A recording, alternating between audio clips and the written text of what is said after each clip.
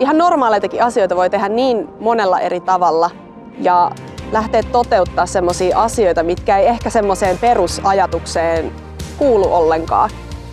Tiesin, että me tullaan erämaahan, mutta emme osannut arvata, että se on näin hieno. Se on ihan käsittämätöntä. Aika perinteiseksi on muodostunut se, että jos lähdetään haltille talvella, niin se on automaattisesti hiihtovaellus.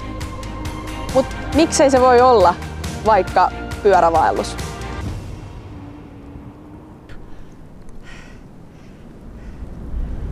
Mä vien tän pyörän sinne vaikka hitto kantamalle.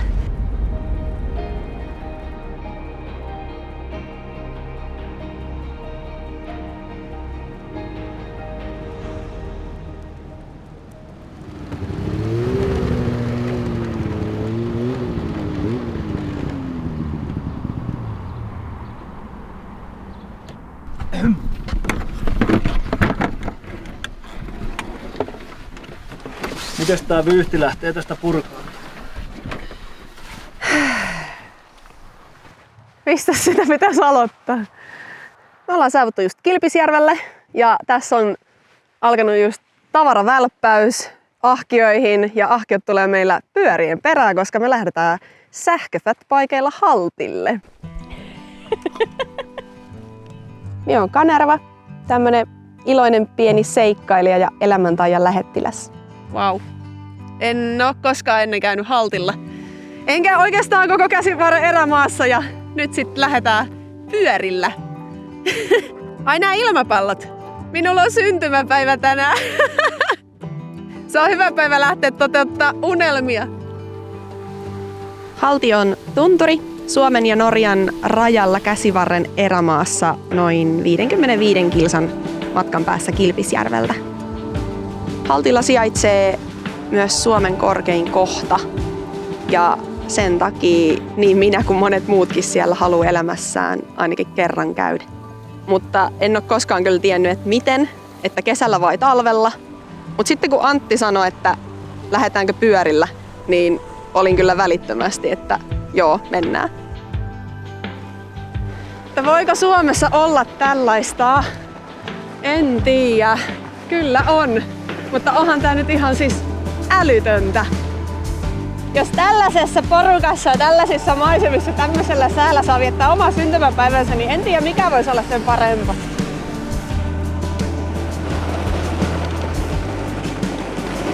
Nämä maisemathan on ihan käsittämättömät. Minä jotenkin ajattelin, että täällä on paljon aakempaa laakempaa, mutta oikeesti tässä on vaan niinku tuntureita toisensa perään ja mietikin ajattelin, että tää on vaan jotain unta. Ois voinut vaan itkeä ja nauraa koko aika, kuinka onnellinen siitä kaikesta minä olin. Nousee, nousee, nousee, nousee, nousee! Ah!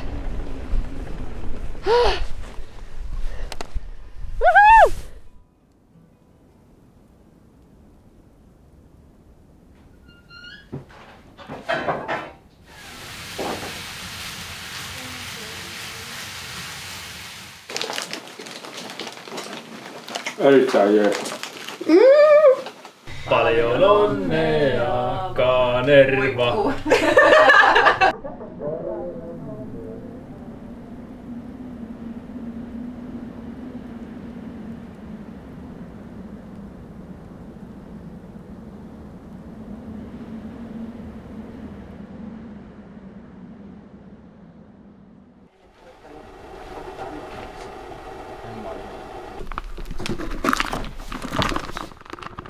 Oli aika lämmin yö takana täällä vuokratuvassa. Nyt aletaan pakkaamaan pyöriä ja lähdetään tuonne kohti Pitsusjärveä. Synttärit juhlittu. Me tehtiin minun aisoihin patenttiratkaisu, ihan do it yourself. Nää ei osu aisot koko aika sitten käännöksissä tohon renkaaseen. Näyttää vähän paremmalta kyllä. Ai mun perse. Sama. Kerrankin niinku tuntee omat pakaransa.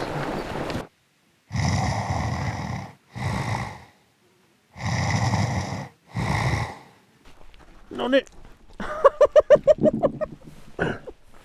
Mä oon Antti Siltala Pyhätunturista ja ammattiopas.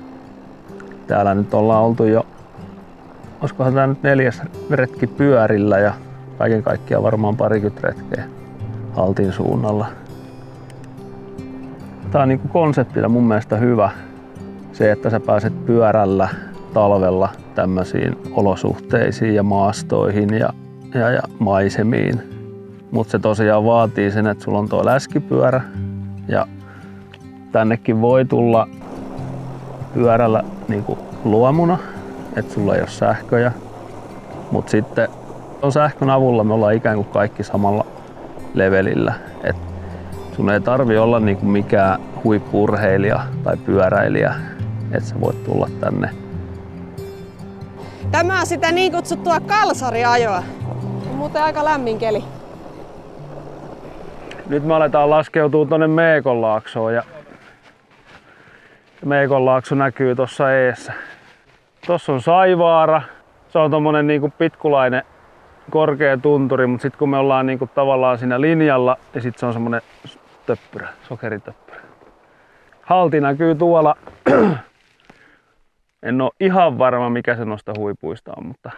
Halti näkyy, joo! Ei ois pitkä matka. Tää aikaikkuna on aika lyhyt, milloin tänne voi tulla, että se on juuri tää kevät tai kevät-talvi. Alkaa niin kuin noin pahimmat talvimyrskyt olla ohi. Päivällä on lämmintä, yöllä on vielä pakkasta, niin toi hanki tulee ihan kivikovaksi. Ja toki tota reittiä kun ajetaan läpi talven moottorikelkolla, niin se mahdollistaa sen pyöräilyn, että ei täällä voi missä tahansa ajella. Että jos tuosta reitiltä ajaa ulos, niin kyllä se meno sit loppuu siihen. Että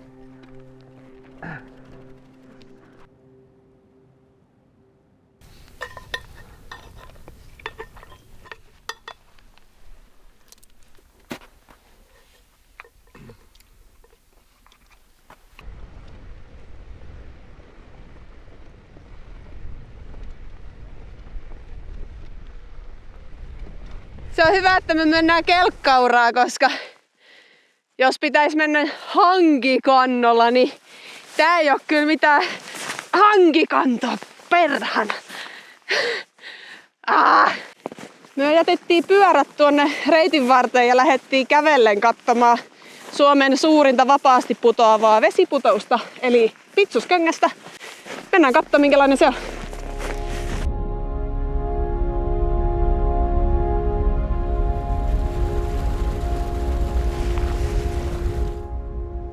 Näyttää oikeesti tosi pieneltä. unbelievable. Unbelievable! Oliko se joku 17 metriä korkea? Se näyttää joltain 5.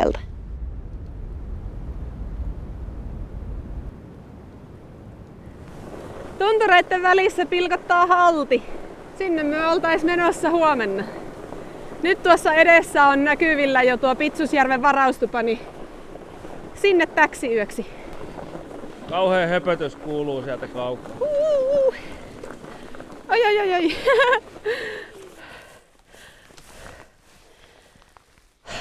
Perillä. Jälleen. Täällä me ollaan isojen tunturien syleilyssä. Tuntuu aika pieneltä. Niin mikä? Niinku mie tunnun pieneltä.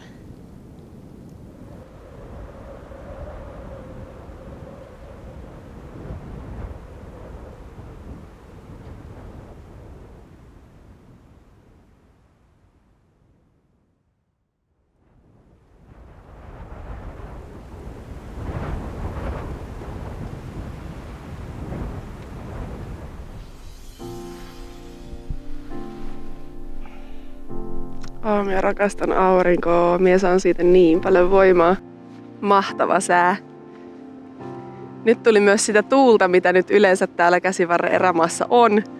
Viimeiset pari päivää on ollut ihan tuulettomia, mikä on ollut aika mieletöntä. Mutta nyt tuulee, aurinko paistaa. Tänään lähdetään huiputtaa Halti. Haltille!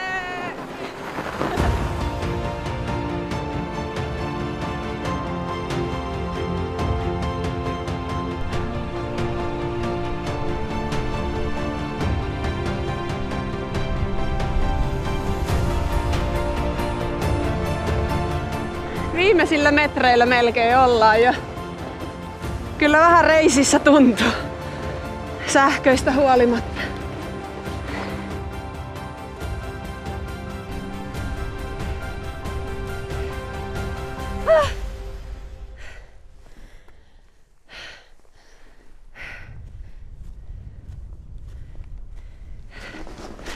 Aika pehmosta lunta. Pyörässä nousee lämmöt aika koviksi, niin ei uskalla yhtä kyytiä painaa. Tää välillä antaa vähän lepoa.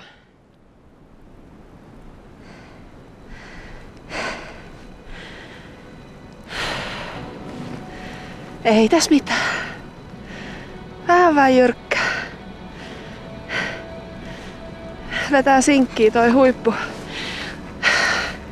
Missattiinkohan me se paras? Minä jaksan kyllä uskoa siihen, että sitten kun me ollaan tuolla, niin taivas aukenee uudelleen. Tai ainakin sitä minä toivon. Tosi paljon. Mut minä vien tän pyörän sinne vaikka hitto kantamalle.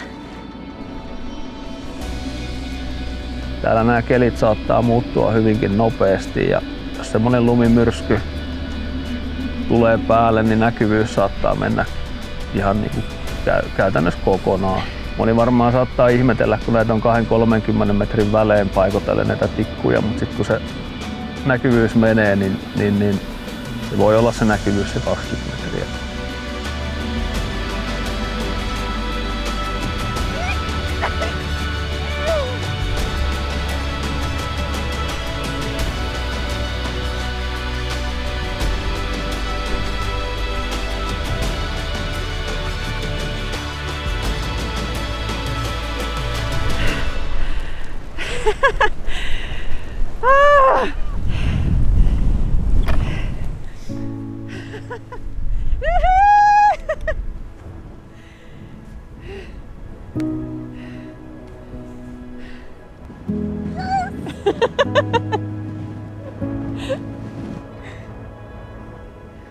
Huipulla. Ei, mien kestä. Vaikea käsittää. Täällä nyt ollaan ensimmäistä kertaa ikinä. Suomen korkeimmalla kohdalla. Herkäs vetää.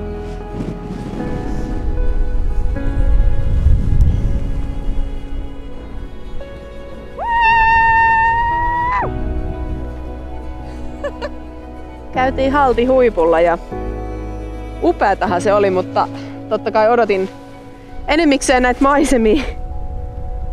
Mut sit taas niinku tuli vaan mieleen silleen, että niin, et eihän niinku elämä niinku, ei se mene silleen. Ei se oo se päämäärä. Se on se matka. Se on se tänään. Ja nyt. Se on se meidän ainut hetki, mikä meillä on. Niin jos me ei siitä tehdä sitä niinku parasta hetkeä, niin mistä me sitten tehdään? Minä ostin tämmösen reissuvihon tuolta lähtöpaikalta Kilpisjärveltä ja kirjoittelin tänne eilen. Tuntuu etuoikeutetulta olla täällä, nähdä Käsivarren erämaan aavan jylhät maisemat sekä tuntea sen mystisen energian, joka syleilee ja vallitsee jokaisella ylängöllä ja notkelmassa. Tunnen itseni kovin pieneksi. Pieneksi täällä luonnon armoilla. Pieneksi koko kaikkeudessa. Mutta samaan aikaan koen suurta täyttymystä sekä kylläisyyttä. Olen niin täynnä onnea ja rakkautta. En haluaisi olla missään muualla juuri nyt.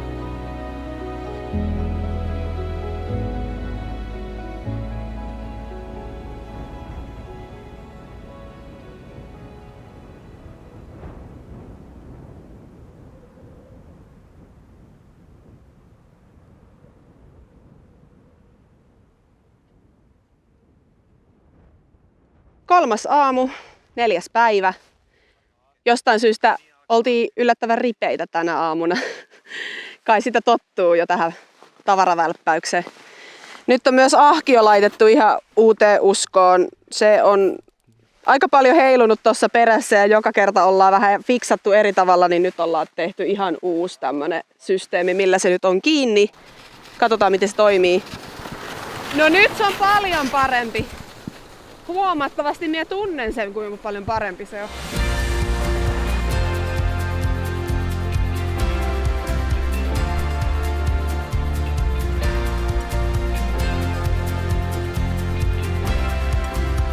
Minusta tuntuu välillä tosi hassulta, kun ihmiset puhuu hirveän paljon sitä sitku, mutku, pitäisi.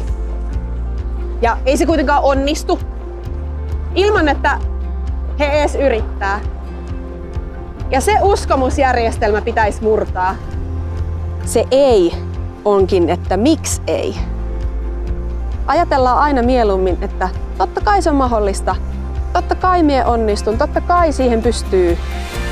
Niin silloinhan sie pystyt, jos sie vaan uskot siihen.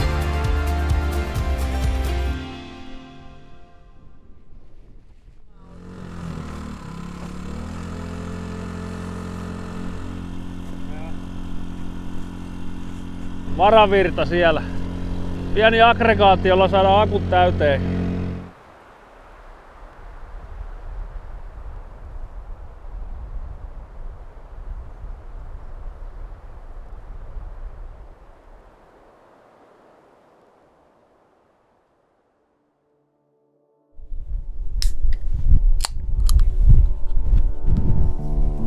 Viimeiselle päivälle. 10 kilsaa Kilpisjärvelle. Mie en haluaisi lähteä kyllä täältä pois. Voidaanko jäädä tänne? Tällaisille erikoisille retkille on todellakin mahdollista päästä mukaan. Tämäkin retki on Outdoor Artisansin eli meidän retkikunnanjohtajan myynnissä oleva retki. Ihmiset, menkää ja tehkää. Se raha pankkitilillä on vain numero ja elämä tapahtuu elämällä. Nämä retket on ne jutut, mitkä muistaa sitten myöhemmin.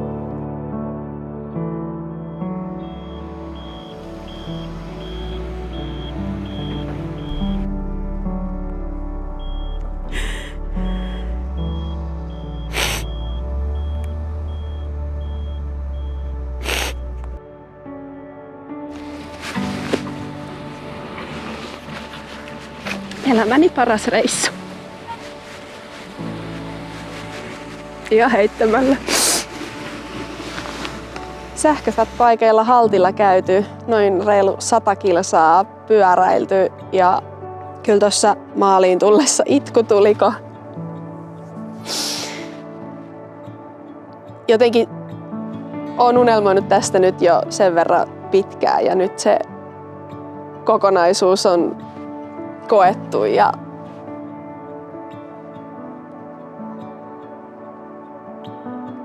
maailman upea reissu.